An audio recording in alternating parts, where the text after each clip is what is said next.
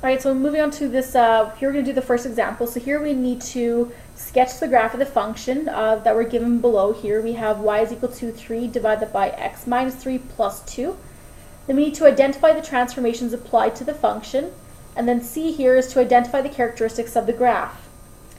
Now there's a bunch of different ways that we can do this, and I encourage you guys for this one, please do this one by hand, and then for the next one you guys can use your graphing calculators, okay? I promise. Alright. So our first step here, as we talked about above in the first video, here first of all we need to state the non-permissible values.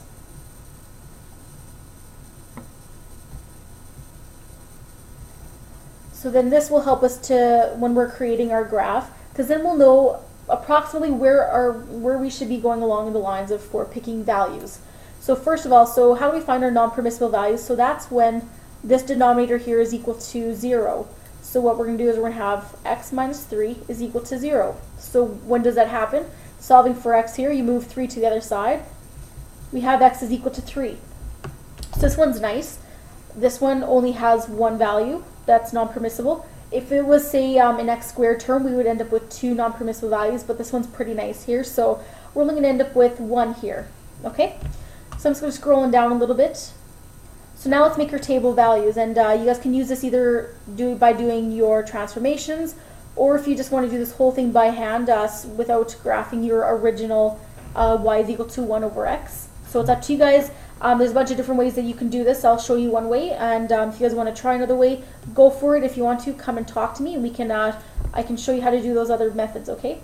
But they're pretty much the same as what we've done before. So if you can apply those other chapters, you should be able to do that. So just apply that knowledge, and it's the exact same process. Okay? So from here, 3 here should be in the middle. So we need to pick some values above and some values below.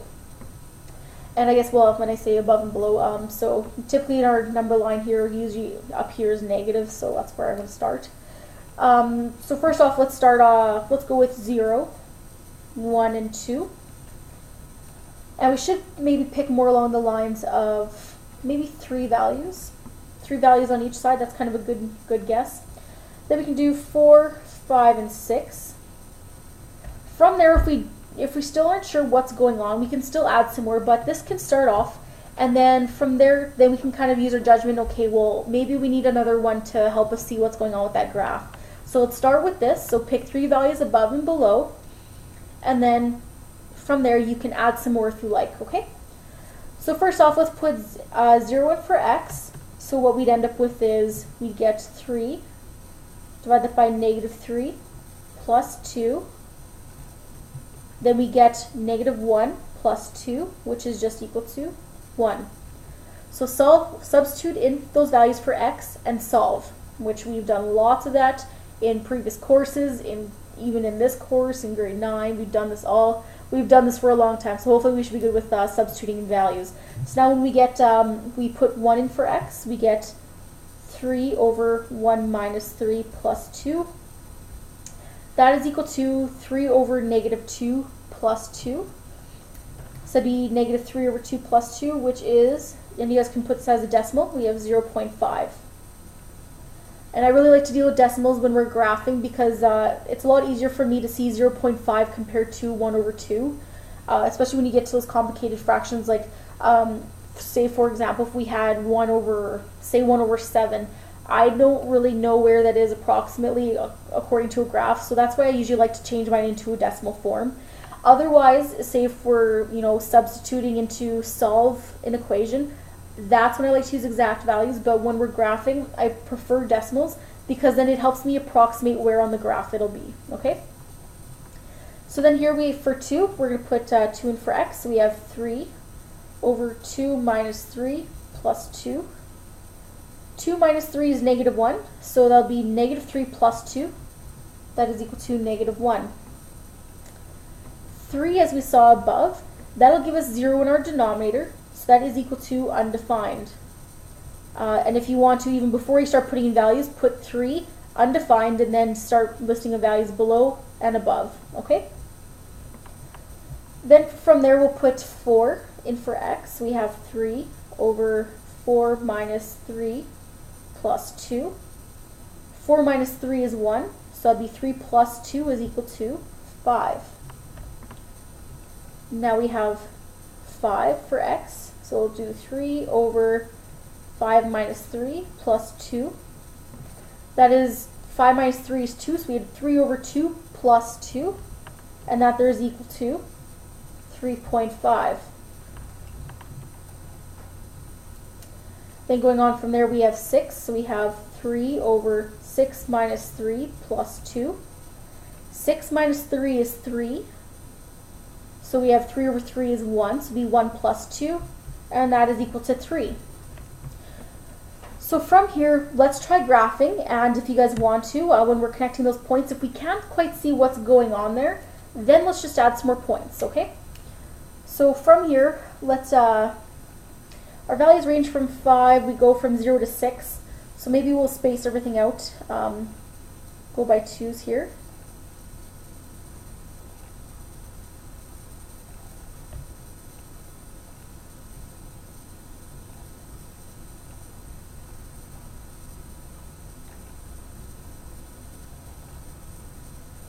And then our y values, those ones, let's go by 1s. So we'll do 1, 2,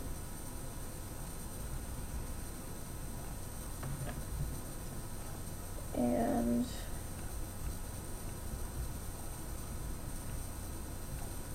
so let me stress again, so it's important to label it just so I know where or how you're, I guess how you're spacing your graph, and so help me see how this graph should look, and to make sure you've got those right values in there. Okay, so first off, if you guys even want to, start with your undefined. So at find x is equal to 3, and how we draw asymptotes there, we're going to have a line. So it's a dotted line along x is equal to 3.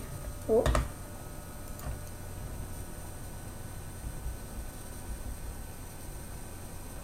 And it should be a nice straight dotted line. I am wonderful and have shaky hands, so that's obviously working quite well for me.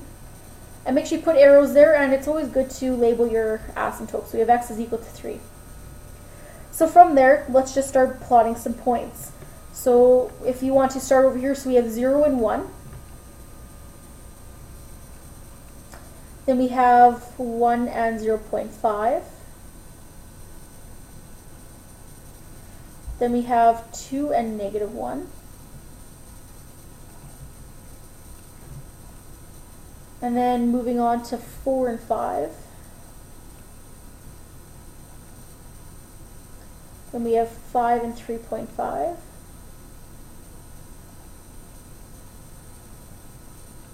Then we have 6 and 3. All right. So from there, can you guys see what's going on here? If you guys are maybe having some problems seeing how this might work out, and you know you're doing this one by hand, for now you guys can let's put in some more values. We'll pick maybe 2 more values, and we'll see where that goes. Later on, like eventually once we do some more practice problems, you'll notice that there's a pattern, so you won't have to do this many points.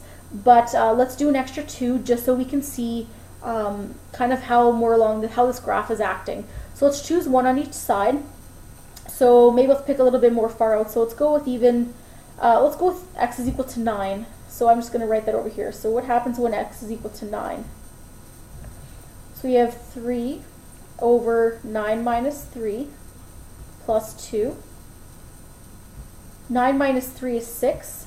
So 3 over 6 is 1/2 plus 2 is 2.5. So let's graph that there. So we have 9 and 2.5. So does that kind of help you see what's going on there? So if you're quite confident in that, let's connect those lines.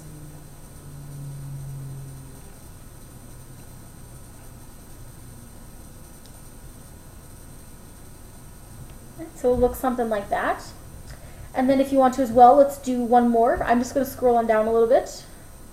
Let's do one for, let's say negative, I don't know, let's say -3. Sure. Alright, so -3.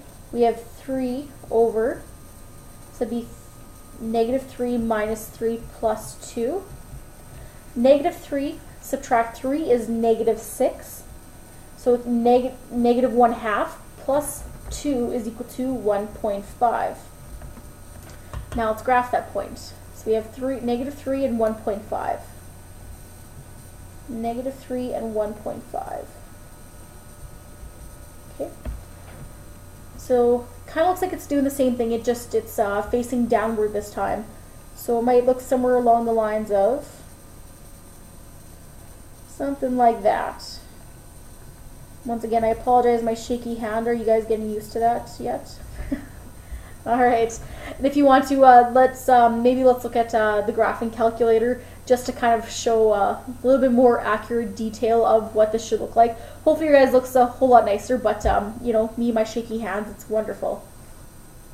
All right, so this is kind of what our graph should look like. Desmos does not do a vertical asymptote, so just imagine that little line there at x is equal to 3.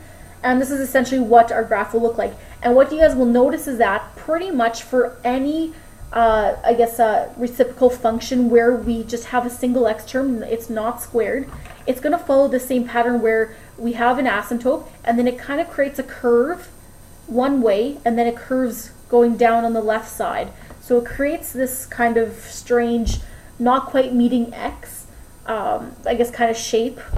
So it's kind of interesting about how that looks. But this is essentially the same pattern that any reciprocal function will have, okay? So one thing that we can also notice here is that there is also a horizontal asymptote. And we're going to look more into this later on in different sections. But it will never, no matter how far you go into your graph, I'm just going to move this to the left, you will see that your graph will never cross y is equal to 2. So that there is a a horizontal asymptote, sorry. So you'll notice that it keeps approaching 2, but it never ever touched it. And I'm already into the negative 30s. So hopefully you see that point there that it will, you know, keep approaching 2, but it never actually touches it. And that goes the same with when we keep going positive. So let's even go up to positive 30. You notice that it will never ever touch y is equal to 2, although it gets pretty darn close to it though, okay? But we'll study that more in different sections. So let's finish off. We'll do talk about B and C. And I guess one thing here that I forgot to mention is let's label this graph. So here we had y is equal to 3 over x minus 3 plus 2. Sorry, always remember to label your graphs. All right.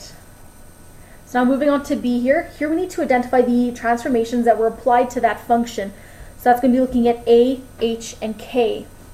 So here we had y is equal to 3 over x minus 3 plus 2. So first off, let's look at what our A value is. So here A is equal to 3. So what does A mean? So that means that there was a vertical stretch by a factor of 3.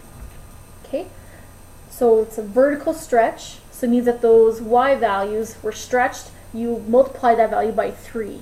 Okay. Then we can look at this h value here. So here h is equal to, remember it is negative h, so it'll be the negative value of this. So h is equal to 3. That means that it was a horizontal translation, so that means that we shifted 3 units to the right.